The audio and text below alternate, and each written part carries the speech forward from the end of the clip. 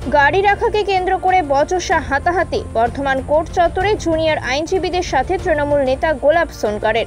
তৃণমূল নেতার অভিযোগ, তিনি একটি আইনি বিষয় নিয়ে বৃহস্পতিবার কোর্ট চত্বরে যান। সেখানে বাইক রাখাকে কেন্দ্র করে হঠাৎই এক জুনিয়র আইনজীবীর সাথে বচসায় জড়িয়ে যান হঠাৎ করেই। আইনজীবী আরও বেশ কয়েকজনকে এনে তার গায়ে পর্যন্ত হাত তোলা হয় বলে অভিযোগ। তৃণমূল নেতা বলেন, যেখানে মানুষ বিচার চাইতে চায় সেই জায়গায় আইনজীবীরা যদি গায়ে হাত তোলেন, আমরা কোথায় যাব? তারা বার অ্যাসোসিয়েশনের চিঠি করেন ও বর্ধমান থানা ঘেরাও করেন।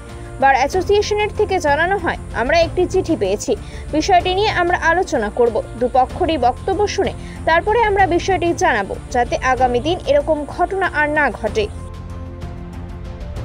ছিল আমি কোর্ট চত্বরে, আজকে আমার একটা কেসের ডেট ছিল, আমি কোর্টে যাচ্ছিলাম, দিয়ে গেটের কাছে গাড়ি পুলিশরা আটকায়, বলে যে এইটা যাওয়া যাবে না, বলে এটা উকিলরা যায়। আমি ঠিক আছে স্যার, আমি গাড়িটা ব্যাক করতে যাব, দিয়ে একটা জুনিয়র উকিল পিছন দিয়ে হর্ন দিল জোরে।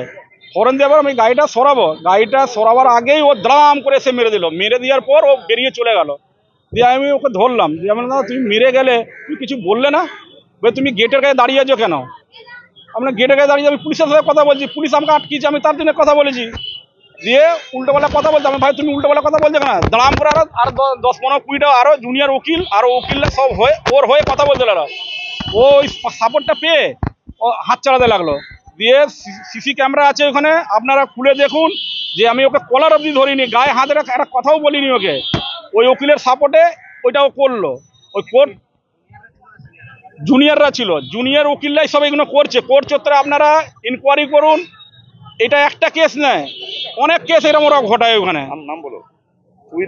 সুবিদ মন্ডল, ওর নাম হচ্ছে সুবিদ মন্ডল, শুভজিৎ মন্ডল, সায়েন্স সেন আর রানা।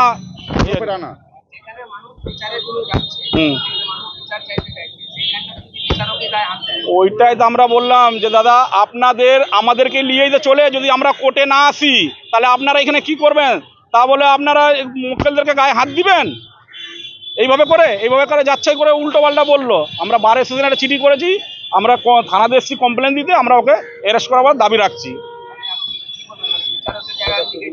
আমি বিচারকে জায়গায় গেছি বিচার চাইতে, ওই জায়গাতে যদি এইরকম করে, কালকে একটা মেয়ে ছেলেকে উকিল যদি শ্লীলতা হানি করে সব উকিলরা মিলে, জুনিয়র উকিলরা মিলে বলবে এটা ঠিক হয়েছে, তাহলে কি কোনো আইন ব্যবস্থা বলে কিছু নেই? কোর্টের চত্বরে বলে ওরা যাচাই করতে পারবে, যাই বুঝলি?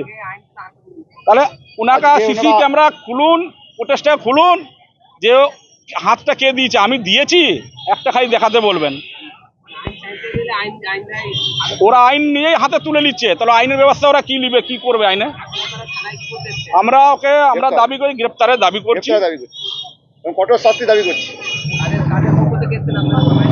আমরা তিনকোনিয়া গুডস রোড তৃণমূল কংগ্রেসের পক্ষ থেকে আমরা এসেছি। আমরা এই ধরনের ঘটনা তীব্র নিন্দা করছি। এই ধরনের ঘটনা যাতে আগামী দিনে না ঘটে, মানুষ যাতে নিরাপত্তা কোর্ট চত্বরে থাকে, মানুষের নিরাপত্তা থাকা উচিত, এবং যারা আইনের রক্ষক তারাই আইন হাতে তুলে নিয়ে আইনের ব্যবহার করছে। আমরা তীব্র প্রতিবাদ করছি এবং দৃষ্টান্তমূলক শাস্তি আমরা দাবি করছি। আমরা তিনকোনিয়া গুডস রোড থেকে এসেছি। কিসের জন্য এখানে আসা? আমরা তো নিজের বাড়িতে ছিলাম। বলুন। এবার আমরা শুনলাম যে কোর্টে গেছে, কোনো হয়তো কাজ আছে কোর্টে।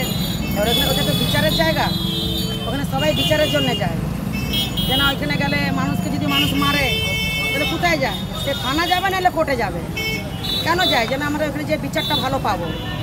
এবার যারা বিচার করে তারাই যদি নিজের হাতে আইন তুলে নিবে, তাহলে আমরা কার কাছে যাব?